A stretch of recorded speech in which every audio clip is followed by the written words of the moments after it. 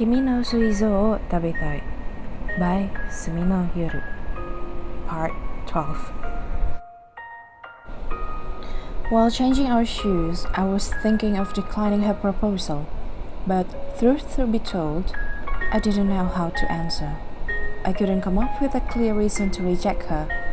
My true feelings that I felt yesterday, that I had a little fun, that too stood in my way. Having put on her outside shoes, she stood on her tiptoes and groaned as she scratched her body.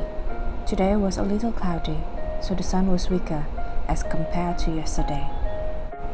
So, how about it? I have a place I want to drop by before I die, you know. But it will be troublesome if we get seen by our classmates again. Ah, that! I remember now. I thought her sudden increase in volume was a sign that she had become weird in the head. When I looked, her brows were knitted and she was acting all grumpy. Hey, affable classmate Kun. You said you didn't get along particularly well with me, right? Even though we did when we had fun on the weekend. Yeah, I did say it. I already mentioned it in yesterday's message that we should get along until I die. I don't really know about how it really is, but what I say doesn't really matter, you know. It's just that I can't stand being talked to or questioned by our classmates. I'd much rather have them observe me if that's all they're doing. Wouldn't it be fine even if they didn't misunderstand? What's important is how we really are, our substance, even though you said that yesterday. It's precisely because substance is most important that it doesn't matter, even if they misunderstand. We're going in circles, huh?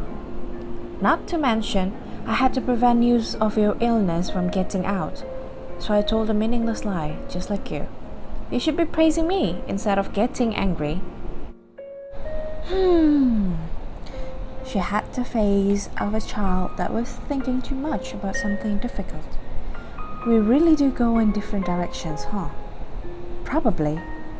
It's not just for our eating habits, and the gap seems even wider for this question. Guess it's just like a political question.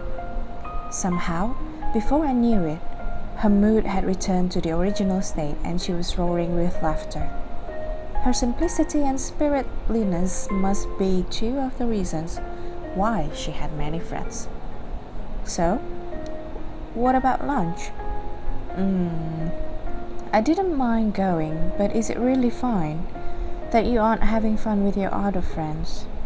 There's no way I'd make a double booking in my plans, you know?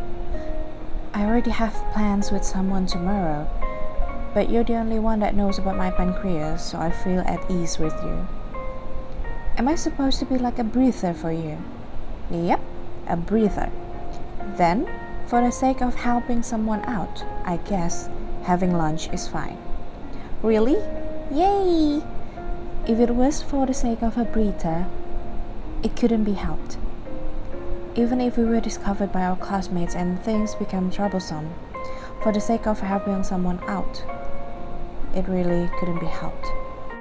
Even she needed a place to spill her secrets. That's why it couldn't be helped. Yes, I truly was a reed boat. Where are we going?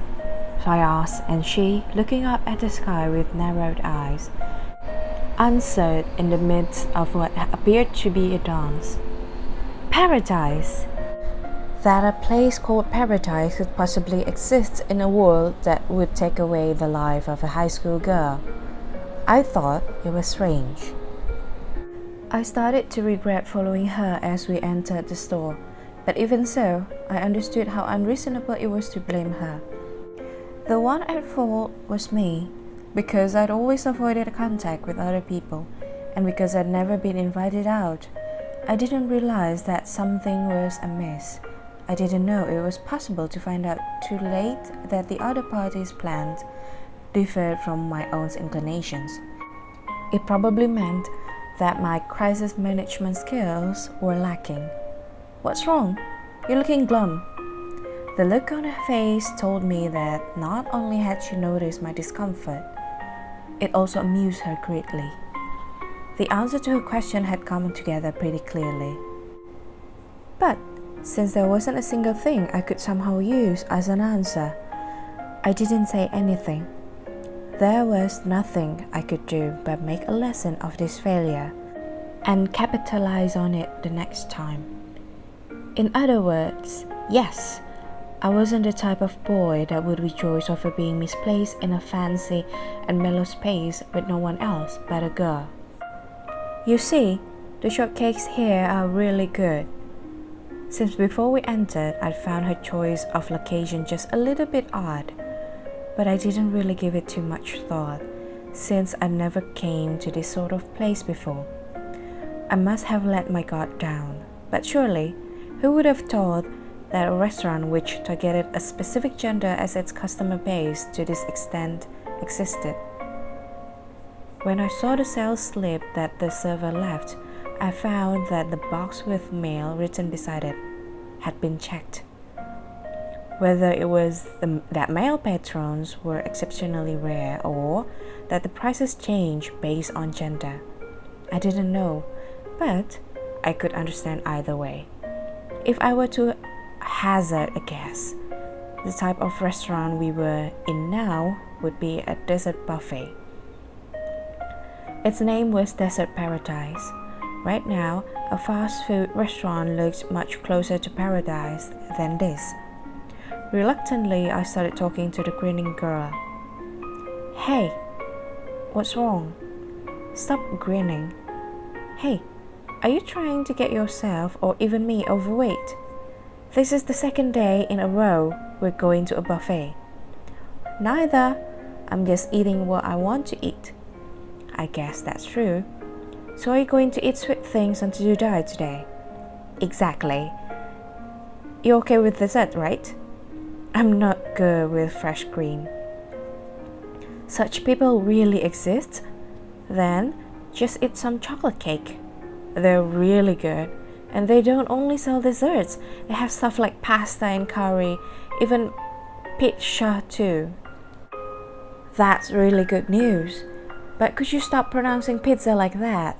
It makes pizza sound like it smells bad. You mean the cheese?